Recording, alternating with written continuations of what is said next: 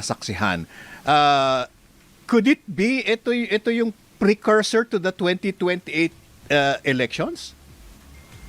Well, I think people are also looking for a third force. Huh? Mm-hmm. Um, I think they're very dissatisfied with the incumbent and also the aspirants, no, the previous holder of power that wants to come back, no. I think they're really in search mode, and I think the majority of the Filipino people are not ready for any regime change, because I, for one, it's not regime change that's important for us. It's not. It's self-change. If we don't change, if we don't reform ourselves, if society does not reform, things will just keep on churning for as long as it can keep on churning. From the time we exited from the Marcos regime up to the present, we have not really changed. That's why we keep repeating the same problems, no? And the reason why we don't want to change is because for most people, it's the hardest thing to accept that they're part of the problem. Opo, pero Sir Rafi, just looking at kung foreign power man po, no, is the one you think behind all this. So tingin niyo po ba nakikita nila na opportune time itong panahon na ito para subukang makabalik muli sa kapangyarihan yung kanilang mga sinusuportahan? That's hard to say, but of course, these foreign powers and opportunists, no, they're one of the biggest or the best opportunists in the world. But whether they want to do it, whether it should succeed now or in 2028 is a matter that needs to be further studied. If they do it now, if there's a regime change now, they have to think about the U.S. response. And I don't know if they're prepared to engage in a direct clash with the United States, because the U.S.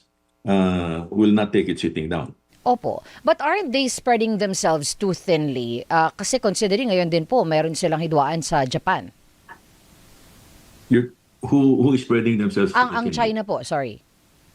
Well, the trouble with China is that it has angered a lot of nations, no? It's not just in the Southeast Asia, but a lot of nations in Africa and in the Near East have felt the sting of China's hypocrisy, and so China's angered so many countries. So I don't know. Sorry. That's okay, sir. Opo, it's okay po. Sige po. If you need to take that po muna, sir, go ahead. Opo. So they've angered so many countries, and I don't know whether they're in a position at this point to really challenge the West, but they're in a position to make trouble. Yeah. And they're also very good at biding their time. Yeah. They're very, very patient, as a people. So what they can do at this point is just keep on destabilizing and weakening the target countries until such time that they can easily take over without firing a shot. Okay. So one of the things strategy of indirect conflict. one of the things that we need to let me just close this. AI is a pain in the neck. Si Manang Chat po talaga, she's very marites. Yes. She listens all the time. Kinabahan tuloy ako. Are we talking to the real Secretary Alunan? My God. So I threw it in the wastebasket. So China has to at the rate it's going, it prefers to at this point just destabilize and keep on weakening the target countries before they take them over, no? Kasi ang gusto lang naman nila is dominance, to command and control. I don't think they're going to really invade. Although they have their sleeper cells here, I think the sleeper cells here are meant to just once they're activated, they're meant to further destabilize, divide, make life difficult for the government to govern. That's their purpose, no? Until such time that the government will probably say, okay. So will follow you. But I don't think they're going to spend their time, effort, and their munitions Oo. on a country that can't even defend itself. No. Yeah, pero Sec Rafi, sa dami po ng mga nangyayari ngayon, the scandal, the corruption, do you believe that the Philippines is really polarized at the moment and therefore Very. is rife for some interference by other countries? Definitely, that's what's happening right now. But I think that the majority of the Filipino people have this feeling that if there's regime change now, we'll be jumping from the frying pan to the fire. And so I think we're also biding our time, looking for a third force or another leader that we could support by 2028. But at this stage, I don't think any destabilization effort will succeed in terms of putting somebody else in charge of the government before 2028. It will succeed in further dividing and destabilizing the country, but that's all it can do. Okay. Sec Rafi, well, the Filipino people naman po kasi ngayon ay nakafocus talaga tayo doon sa issue ng corruption, ng accountability on the flood control issues at iba pa nga pong corruption mess. Pero kung nakikita nyo po that there might be usapin about regime change, sa tingin nyo po ba ito'y mabibigyang pansin pa ng karamihan sa ating mga taong bayan?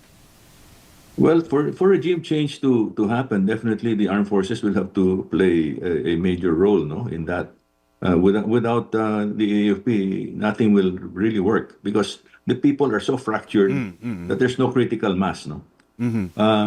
Yung last 3 days, November 16, 17, 18, there were attempts to put together hurriedly the semblance of people power, no? Parang instant noodles. It doesn't work. People power is something that develops over time. You cannot just instantly have people power and say, "Ayun, okay, let's change the regime." Doesn't work that way. I think, Sec Rafi, marami naman naniniwala na a change of regime is not the answer as you have as you yourself have said, no. Pero ang tanong po dito ngayon is what does it take to for the administration to right the ship of state? Well, first of all, they have to be honest with themselves, no. Truth hurts, but they have to be honest and say, yeah, we've been negligent. We've appointed the wrong people. We ourselves are part of the problem, and we have to make our own restitution to the Filipino people. That takes a lot of humility and moral courage. No. So this is what I was saying earlier, that they're in the cusp of a Damascus moment. They should take the opportunity, no? Kasi Filipino people naman are very forgiving. When they see that you are contrite and you humbly admit your mistakes, and they see that you're trying to do something about it, they'll give you the benefit of the doubt and support you. But we have to keep up the pressure, notwithstanding. No, we have to keep up the pressure because after a while, if people let their guard down and release the pressure, we might go. They might slide back. No. I'm reminded of an anecdote where a pharaoh in Egypt became a tyrant. He was very well loved, but became a tyrant. And he was asked that when he was dying, I said, why did you become a tyrant? And his answer was, because nobody stopped me. Ayun. No, so this is now a Damascus moment also for the Filipino people, that all these years we could have stopped the rise of the wrong people in government had we been a strong society, had we been in an ethical and immorally grounded society. But when 1986 happened, I was there, and my call was for national transformation, was for us to change before we get to change our structures and our systems that have been so bastardized, no? But everybody just wanted regime change without a change in ourselves. So kaya tuloy-tuloy ang problema. Opo. Paulit-ulit lang. Opo. Finally, Sec Rafi, before we let you go, no, because we've been talking about the maturity of our democracy and of the Filipino voters. Sa tingin niyo po ba, this might be a turning point for us to finally see na there is something wrong on how we choose the leaders na inuupo natin sa posisyon? Well, yes, but that narrative has to be constantly broadcasted, no? There are just so many countervailing messages out there that nawawala yung message na yan eh. So it's very hard to develop critical awareness about that very important point and then to generate critical mass for us to be able to act as one powerful society.